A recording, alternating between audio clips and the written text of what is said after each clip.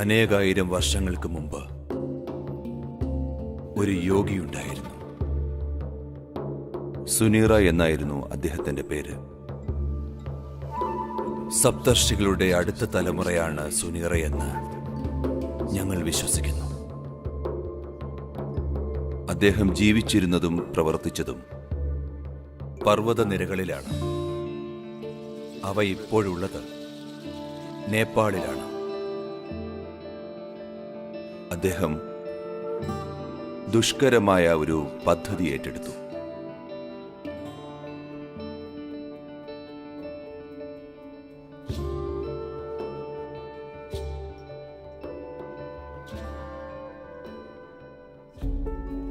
സുനീറ അത് അറിഞ്ഞു. മനുഷ്യബോധത്തെ ഉയർത്താൻ കഴിയുമെന്ന്. നമുക്ക് പൂർണ്ണതയുള്ള ഒരു മനുഷ്യനെ സൃഷ്ടിക്കാമെങ്കിൽ എല്ലാത്തരം മനുഷ്യരിലും നമുക്കിതിനെ എത്തിക്കാൻ കഴിയും. ഒരു തരത്തിൽ പറഞ്ഞാൽ അദ്ദേഹം വരുന്നത് ശൈവ പാരമ്പര്യത്തിൽ നിന്നുമാണ്. അത്തരത്തിലുള്ള ജീവനെ സൃഷ്ടിക്കുക അദ്ദേഹത്തിന്റെ സ്വപ്നമായിരുന്നു. ഒരിക്കൽ കൂടി അദ്ദേഹം ജീവനുള്ള ഒരു ശിവനെ സൃഷ്ടിക്കുവാൻ ആഗ്രഹിച്ചു. ലോകത്തിന് പൂർണ്ണനായ ഒരു ഗുരുവിനെ. അദ്ദേഹം വിവിധ മാനങ്ങളുള്ള ആളായിരിക്കും. അതും ഇത് പഠിപ്പിക്കുന്ന ആളായിരിക്കില്ല. ശിവൻ നൽകിയതുപോലെ സാധ്യമായ എല്ലാ രീതിയിലും അദ്ദേഹം മനുഷ്യബോധത്തെക്കുറിച്ചും ശരീരത്തെക്കുറിച്ചും പര്യവേഷണം നടത്തി. ഇത്തരത്തിലുള്ള ജീവിക്കുന്ന ജീവനെയാണ് അദ്ദേഹം അത്തരത്തിലുള്ള ഒരു ജീവനെ സൃഷ്ടിക്കുവാൻ ആഗ്രഹിച്ചു. അതുകൊണ്ട് അദ്ദേഹം വിശ്വസിച്ചത് അതിന്റെ മുകളിൽ ഒരു ഭൗതിക ശരീരം നിർമ്മിച്ച് ഈ ലോകത്തത് സ്വതന്ത്രമാകട്ടെ എന്ന്. 100 or 1000 കണക്കിന് വർഷത്തെ ആയുസ്സോടെ അദ്ദേഹത്തിന്റെ കാലം കഴിയുമ്പോഴേക്കും ലോകം മുഴുവൻ പരിവർത്തനപ്പെട്ടിട്ടുണ്ടാവും. അങ്ങനെ അദ്ദേഹം ആ പദ്ധതി നടപ്പിലാക്കാൻ തുടങ്ങി. പൂർത്തിയാക്കാൻ കഴിയാതെ മരണപ്പെടുകയും ചെയ്തു.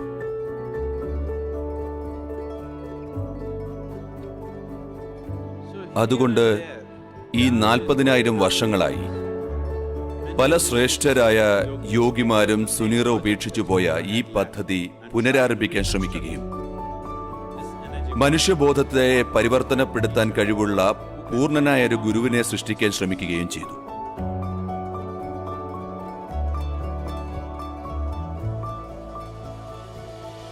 അവർ അദ്ദേഹത്തെ മൈത്രേയൻ എന്ന് വിളിച്ചു. മൈത്രേയൻ എന്നാൽ സുഹൃത്തെന്നാണ്. മനുഷ്യകുലത്തിനുള്ള ഒരു യഥാർത്ഥ സുഹൃത്ത്. മനുഷ്യകുലത്തെ പരിവർത്തനപ്പെടുത്തുവാൻ ഒരു ലോകാചാര്യൻ.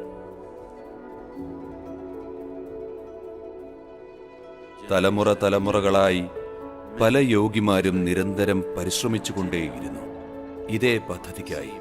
സുനീറ പകുതി പൂർത്തിയാക്കിയ ഈ പദ്ധതി തുടരുവാൻ യോഗ സിദ്ധാന്തത്തിൽ പ്രത്യക്ഷപ്പെട്ടിട്ടുണ്ട്. എന്നാൽ കഴിഞ്ഞ നൂറ്റാണ്ടിൽ ഇതിന് വ്യക്തത കൈവന്നു. ഇതേക്കുറിച്ച് സമൂഹം അറിയാൻ ഇടവന്നു. കാരണം തിയോസഫിസ്റ്റുകൾ ഇത് പ്രാവർത്തികമാക്കുവാൻ ശ്രമിച്ചു. ആനി ബെസന്റ്, ലെത്തിറ്റർ, പിന്നീട് മാഡം ബ്ലവാട്സ്കി. ആ പേരെനിക്ക് ഉച്ചരിക്കാൻ കഴിയുന്നില്ല. ബ്ലവാട്സ്കി. ഈ 3 പേർ ഈ പദ്ധതി ഏറ്റെടുത്തു. ഞങ്ങളത് സൃഷ്ടിക്കാൻ പോവുകയാണെന്ന് അവർ പറഞ്ഞു. അവർ വലിയ തോതിൽ താന്ത്രിക ജ്ഞാനം ശേഖരിച്ചുകൊണ്ടിരുന്നു. ഒരുപക്ഷെ ആദ്യമായിട്ടാണ്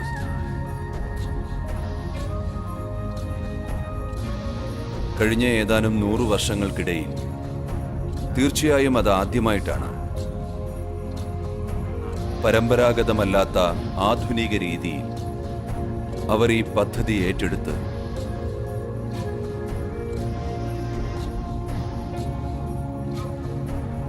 എന്നിട്ട് ആ സത്ത എവിടെയാണെന്ന് കണ്ടെത്താൻ ശ്രമിക്കുകയും ചെയ്തു. അപൂർണമായ ഈ പദ്ധതി ഏറ്റെടുത്ത് പൂർത്തിയാക്കുവാൻ അവർ ആഗ്രഹിച്ചു. കുറച്ച് ജോലിയൊക്കെ അവർ തീർത്തു. അവർക്ക് അറിവുണ്ടായിരുന്നുവെങ്കിലും അതിനുള്ള കഴിവുണ്ടായിരുന്നില്ല. അവർ ധാരാളം വിവരങ്ങൾ ശേഖരിച്ചുവെങ്കിലും അതുപോലെ കാര്യങ്ങൾ ചെയ്യുന്നതിനുള്ള സാമഗ്രികൾ ശേഖരിക്കാൻ കഴിഞ്ഞില്ല. അവർ 2 തവണ ഗൗരവമായി തന്നെ പരിശ്രമം നടത്തി ആ പരിപൂർണ സത്ത വന്നു ചേർന്നിരിക്കുന്നുവെന്ന് പ്രഖ്യാപിക്കുക. എന്നാൽ അത് സംഭവിച്ചില്ല.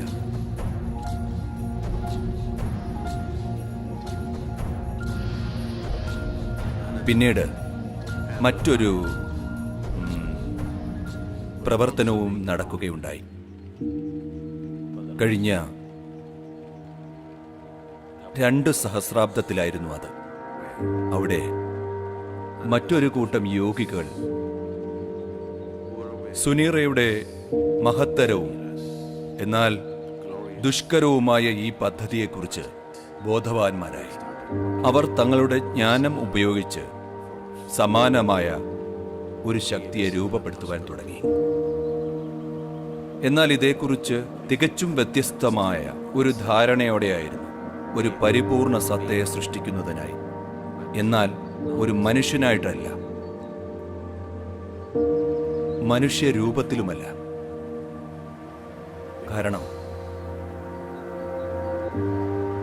ആ ശ്രമം മനുഷ്യരിൽ നിക്ഷേപിക്കുക എന്നത് അത്തരമൊരു സാധ്യതയാണ്.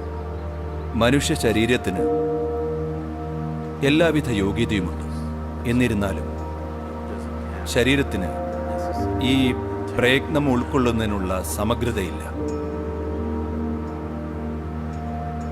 മുൻകാലങ്ങളിൽ പല ദിക്കുകളിലും ധ്യാനലിംഗങ്ങൾ സൃഷ്ടിച്ചതിൻ്റെയോ അതിനുള്ള ശ്രമങ്ങളുടെയോ അനുഭവം ഉണ്ടായിട്ടുണ്ട്. നിരവധി സമാനമായ പദ്ധതികൾ കഴിഞ്ഞ 2000-3000 കാലയളവിലുണ്ടായി. പലവിധ കാരണങ്ങളാൽ പകുതി വഴിയിൽ അവയെല്ലാം ഉപേക്ഷിച്ചു. ഭോജ്പുരിയിൽ അവരൊരു ധ്യാനലിംഗം നിർമ്മിക്കാൻ ശ്രമിച്ചു 1000 വർഷങ്ങൾക്ക് മുമ്പ്. 1000 വർഷങ്ങൾക്ക് അല്പം മുമ്പ് തദ്ദേശീയനായ ഒരു രാജാവ് പിന്തുണ നൽകി, ധാരാളം പണം നൽകി. അവർ പ്രൗഢമായ ഒരു ക്ഷേത്രം നിർമ്മിക്കുകയും പകുതി പൂർത്തിയാക്കിയ ശേഷം ബാക്കി ഒരു കല്ലിൽ കോറി വയ്ക്കുകയും ചെയ്തു.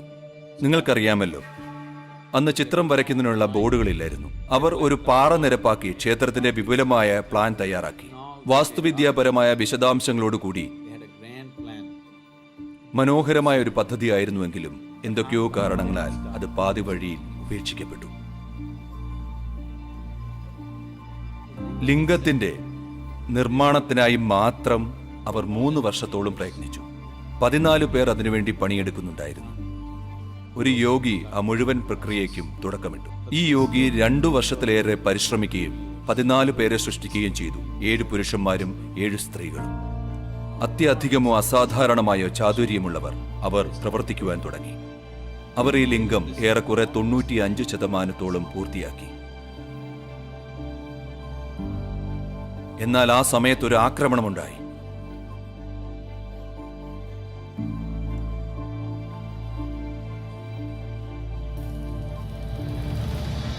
കടന്നുവന്ന അക്രമികൾ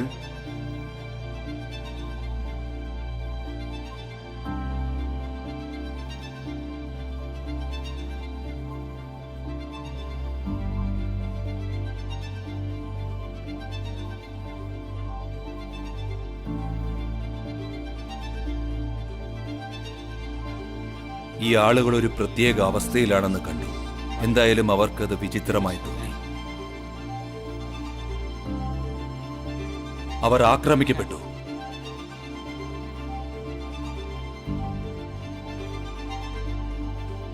അവരുടെ ആക്രമണത്തിൽ അദ്ദേഹത്തിന്റെ ഇടത് കാൽപാദം അരിഞ്ഞു മാറ്റപ്പെട്ടു. ശരീരത്തിനുണ്ടായ കുറവ് കാരണം പിന്നീട് അദ്ദേഹത്തിന് തുടരാൻ കഴിഞ്ഞില്ല. അതുകൊണ്ട് അദ്ദേഹം തീരുമാനിച്ചു, തങ്ങളെല്ലാവരും ആ ലിംഗത്തിൽ അലിഞ്ഞു ചേർന്ന് ആ പണി പൂർത്തിയാക്കുമെന്ന്. അതുകൊണ്ട് അവർ മറ്റൊരു യോഗിയോട് ആവശ്യപ്പെട്ടു. ആ ഊർജത്തെ ബന്ധിക്കാൻ അദ്ദേഹം അവരെ പരിശീലിപ്പിച്ചു. ഈ യോഗികൾ തങ്ങളുടെ ശരീരം ഉപേക്ഷിച്ച് ആ ലിംഗത്തിൽ ലയിച്ചു ചേർന്നു.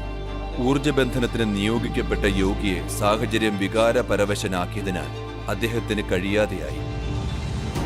അവർക്കത് കൃത്യസമയത്ത് ബന്ധിക്കാൻ കഴിയാതെ വന്നതുകൊണ്ട് ഇപ്പോഴും നിങ്ങൾക്കത് കാണാൻ കഴിയും. ലിംഗത്തിൽ നേർരേഖയിലുള്ള ഒരു പൊട്ടൽ, ഏകദേശം 3 ഇഞ്ച് മുതൽ 4 ഇഞ്ച് വരെയുള്ള വിള്ളലാണ്. ആർക്കിയോളജിക്കൽ ഡിപ്പാർട്ട്മെന്റ് ചെയ്തത് ആ വിള്ളൽ ചുണ്ണാമ്പ് കൊണ്ട് അടച്ചു കളഞ്ഞു. എന്നാൽ അതിൽ വീണ്ടും വിള്ളലുണ്ടായി. അത്തരത്തിലുള്ള ഘടനകൾ നിർമ്മിക്കുക എന്നത് ഒരാവശ്യമായിരുന്നു. പല യോഗികളുടെയും ഉപകരണങ്ങൾ നിർമ്മിക്കുക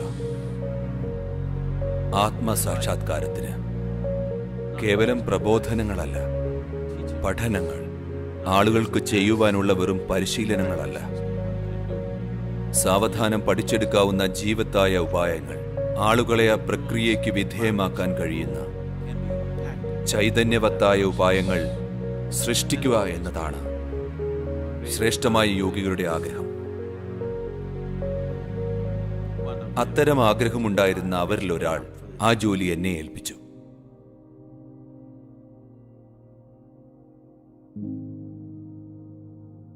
ഞാൻ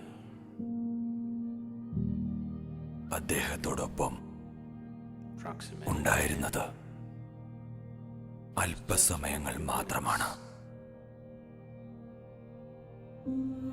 ഈ നിമിഷങ്ങളിൽ ആ അസാമാന്യ ചാതുര്യമുള്ള മനുഷ്യൻ തന്റെ പദ്ധതിക്കായി എന്നെ വശപ്പെടുത്തിയത്.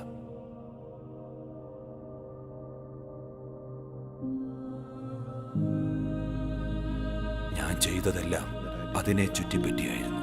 കാരണം അതെന്റെ ഗുരുവിന്റെ സ്വപ്നമായിരുന്നു. ധ്യാനലിംഗം സ്ഥാപിക്കുക എന്നത് അദ്ദേഹത്തിന്റെ ദർശനമായിരുന്നു.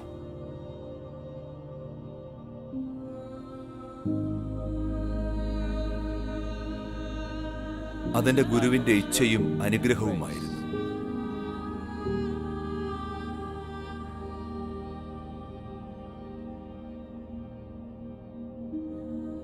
ഞാനൊരു കാര്യം പറയാം നിങ്ങളോട്, എനിക്ക് പ്രചോദനമായ ഉന്മാദത്തെക്കുറിച്ച്. 2 ആയുഷ്കാലത്തെ അതികഠിനമായ സാധനയ്ക്ക് ശേഷം വളരെ തീവ്രമായ, ശരിക്കും ദുസ്സഹമായ സാധന. ഈ 2 കാലയളവിലും ആളുകൾ എന്നെ വിളിച്ചിരുന്നത് ശിവയോഗി എന്നായിരുന്നു. പിന്നീട്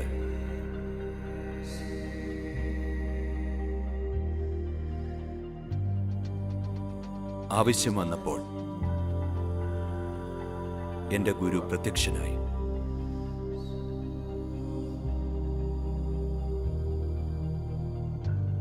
എന്നിട്ട് അദ്ദേഹത്തിനൊരു തോന്നലുണ്ടായപ്പോൾ എന്നെ സ്പർശിക്കുന്നത് യുക്തമല്ലെന്ന് തോന്നിയതുകൊണ്ട് അദ്ദേഹം എന്നെ വടികൊണ്ട് സ്പർശിച്ചു. അങ്ങനെ എല്ലാം അറിയേണ്ടതെല്ലാം ഞാൻ അറിഞ്ഞു.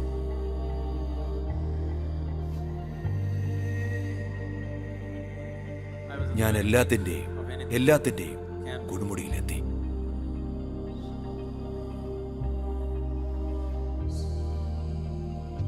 അതുകൊണ്ട് ആ സത്ത ശിവയോഗി എന്ന് പരാമർശിക്കപ്പെട്ടു. തന്നിലെ ദൗത്യം പൂർത്തിയാക്കുവാൻ അദ്ദേഹം ശ്രമിച്ചു.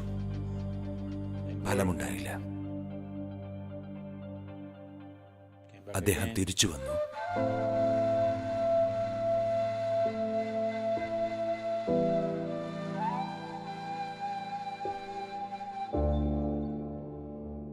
സദ്ഗുരു ബ്രഹ്മയായി. കഠിന ശ്രമം ചെയ്തു. ഏറെക്കുറെ വിജയം കണ്ടു. എന്നാൽ സമൂഹത്തിന്റെ സഹകരണം ഉറപ്പുവരുത്തുവാൻ കഴിഞ്ഞില്ല. കാരണം അദ്ദേഹം ആരാണെന്നതിന്റെ തീവ്രത സമൂഹത്തിന് മനസ്സിലാക്കാൻ കഴിഞ്ഞില്ല. അദ്ദേഹം അത് പൂർത്തിയാക്കിയില്ല. കുറെ ആളുകളെ തയ്യാറാക്കിയതിനു ശേഷം അദ്ദേഹം ഒരു മലയിലേക്ക് പോയി. അദ്ദേഹം സ്വയം പരിശോധന നടത്തി എന്തുകൊണ്ട് പരാജയപ്പെട്ടുവെന്ന്. അദ്ദേഹത്തിന് എല്ലാം ഉണ്ടായിരുന്നു. എന്തുകൊണ്ടാണ് അത് നടക്കാതിരുന്നത്? തനിക്ക് കഴിവില്ലാത്തതുകൊണ്ടല്ലെന്ന് അദ്ദേഹത്തിന് അറിയാമായിരുന്നു. അദ്ദേഹത്തിന് സമൂഹത്തിന്റെ പിന്തുണ നേടാൻ കഴിയാതിരുന്നതാണ് കാരണം. അവസാനമായി അദ്ദേഹം മലമുകളിലേക്ക് പോയി.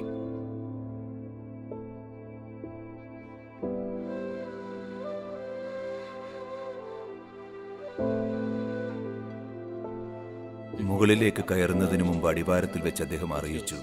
ഏതാനും ശിഷ്യന്മാർ അടുത്തു വന്ന് ചോദിച്ചു, ഇനി എന്താ ചെയ്യുക എന്ന്. അദ്ദേഹം പറഞ്ഞു, ഇവൻ തിരുപ്പി വരുവാൻ, ഈയുള്ളവൻ തിരിച്ചു വരുമെന്നായിരുന്നു. അദ്ദേഹം അവസാനമായ മലമുകളിലേക്ക് പോയി.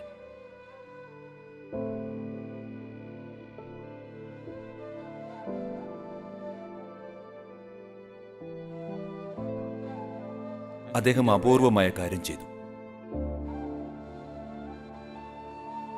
ഒരേ സമയം 7 ചക്രങ്ങളിലൂടെ അദ്ദേഹം ശരീരം വെടിഞ്ഞു.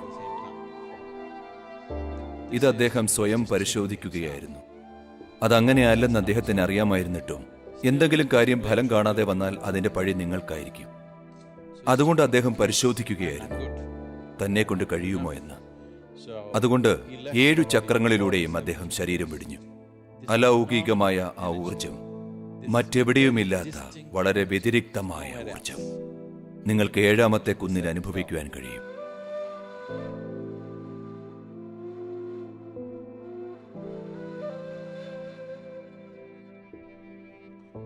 നിങ്ങൾക്ക് മറ്റെവിടെയെങ്കിലും കണ്ടെത്താൻ കഴിയുന്നതിൽ നിന്നും വളരെ വളരെ വ്യത്യസ്തമാണ്. അത് ചെയ്തു കഴിഞ്ഞപ്പോൾ അദ്ദേഹത്തിന് മനസ്സിലായി, അത് എന്താണ് പ്രശ്നമെന്ന് പറയുന്നത് സാഹചര്യത്തെ വേണ്ട പോലെ കൈകാര്യം ചെയ്യാത്തതാണ്.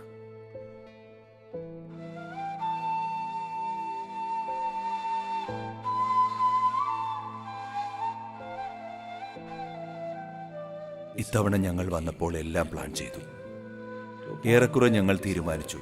എനിക്ക് വേണ്ട ആളുകൾ എവിടെ ജനിക്കണം, എങ്ങനെ ജനിക്കണം, എല്ലാം പ്ലാൻ ചെയ്തതുപോലെ തന്നെ നടന്നു.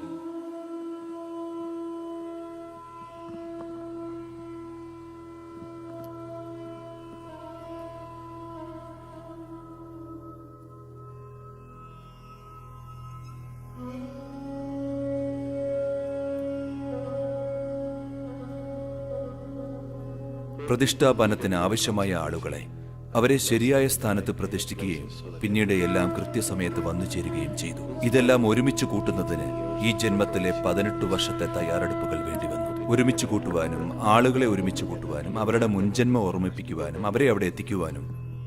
ഇപ്പോൾ നിങ്ങൾക്കിതൊരു യക്ഷിക്കഥ പോലെ തോന്നാം, എന്നാൽ ഞങ്ങൾക്കിതൊരു യാഥാർത്ഥ്യമാണ്. അതുകൊണ്ട് ഈ പ്രതിഷ്ഠാപന പ്രക്രിയയ്ക്ക് 3.5 വർഷത്തോളം വേണ്ടി വന്നു. വളരെ കഠിനമായ ഒരു പ്രക്രിയയായിരുന്നു. ഈ പ്രക്രിയയ്ക്ക് സാക്ഷികളായ ആളുകളുടെ ജീവിതം വീണ്ടും പഴയതുപോലെ ആവില്ല. ഇവരുടെ വന്യമായ സ്വപ്നങ്ങളിൽപ്പോലും ഭാവന ചെയ്യാതിരുന്ന കാര്യങ്ങൾക്ക് അവർ സാക്ഷികളായി. അവരുടെ സാന്നിധ്യത്തിൽ ഇത് സംഭവിച്ചു എന്നുള്ളത് ഇപ്പോഴും അവർക്ക് വിശ്വസിക്കാൻ വയ്യ.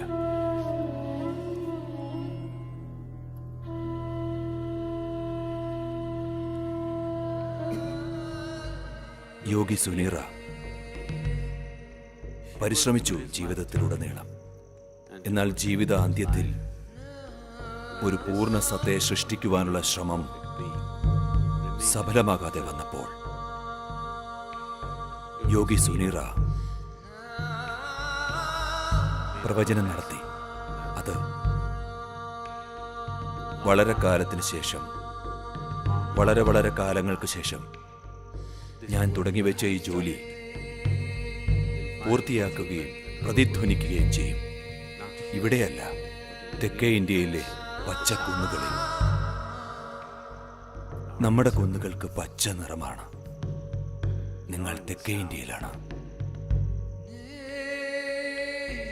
അതുകൊണ്ട് സുനീറയുടെ പ്രവചനം എന്തായിരുന്നാലും അത് സത്യമായിരിക്കുകയാണ്. എന്നാൽ അദ്ദേഹം ചിന്തിച്ചതുപോലെയല്ല.